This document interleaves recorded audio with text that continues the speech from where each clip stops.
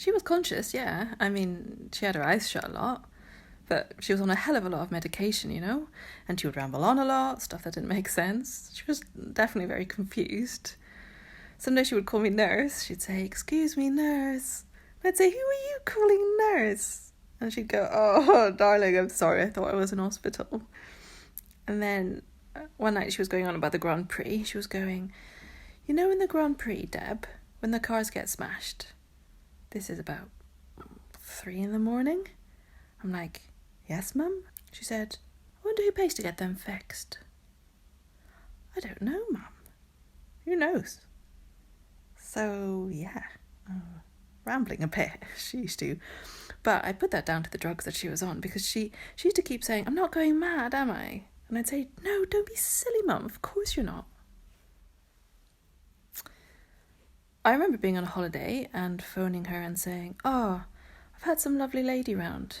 But she was just a bit concerned because I think the palliative care nurse, Joanne, had asked her about where she wanted to die. And to be honest, I was a bit peed off at first because I was thinking, how dare they come and talk to my mum about things like this when I'm not there, like dying in hospice? And she was crying to me and saying, why are they asking me this? Am I dying? I've never been asked this before. Why this time? No one really talks about it, do you know what I mean? Like, I say I can appreciate that you can't say, "Well, your mum's going to die at 12 o'clock tomorrow night." I can appreciate that, but for someone I think to have said, your mum's seriously ill, we do think she hasn't got long, I think... I don't know whether that would have prepared me a bit more, actually. I don't know.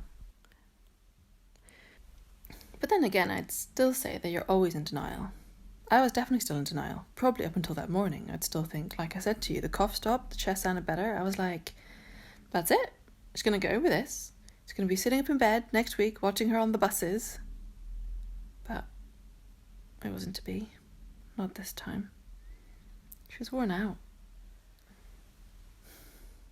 I think she knew she was dying. She wasn't silly, Again, she never mentioned it. Or she did. A couple of times here. She said, "Am I dying, Deb?" And I should just say, "Look, Mum, they haven't said anything to me, so don't worry about it," sort of thing. Because they said about sending Mum to a hospice, but Mum obviously didn't want that. I definitely didn't want that. I said, no. I said, if I can take her home, I will. If I can't cope, then I can't cope. And we'll all have to decide along the way what will happen, but for now. And my mum just looked at me and she said, "Deb, just take me home, please. Just take me home." Well, because she'd asked Joanne how she would die, strangely. I think that was before she went into the hospital for the last time, and Joanne had said that she would die from a chest infection, that her lungs just wouldn't get over it, And Mum said, would she be gasping for breath? And Joanne said that she couldn't promise her that she wouldn't. But what she could promise her, that she'd give her enough drugs that she wouldn't be aware of it.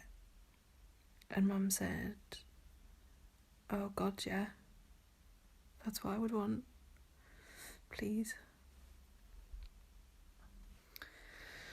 On the Sunday, I called Joanne. I didn't know what to do. I phoned Joanne and I said, "Joanne, I'm scared. I don't know what to do." I said, "Mum's doing this really weird thing. It's like she's having a fit. She couldn't breathe." Joanne said, "I'm on my way." And she came. She said, "I'm going to put the driver in today if we all agree." She was so good. She went to King's Cross where they're based. They didn't have any drivers. It was a Sunday tea time. She then drove to UCH. She kept me informed the whole time, saying, "I'm coming back. I'll be there soon." Reassurance, you know what I mean? And it really does. It plays a big part in that. It's knowing that someone else is there 24 hours a day if you need them. It was so weird. Because after my mum had died, and it was probably a month or 6 weeks later, and again I was having it was probably one of the worst days I'd had. I was having a really, really crap day, I couldn't stop crying. It was really awful. Then out of the blue, all of a sudden, Joanne came up on my phone, and I was like, wow, like, how crazy is that? And when I read it, it was like, and again, she made me cry even more.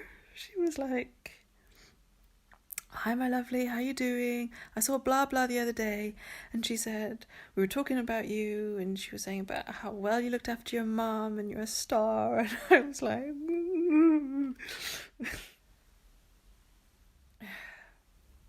yeah, no one misses her more than me.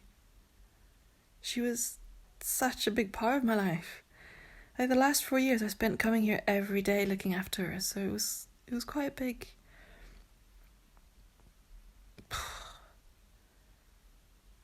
Even now I'm lost, almost.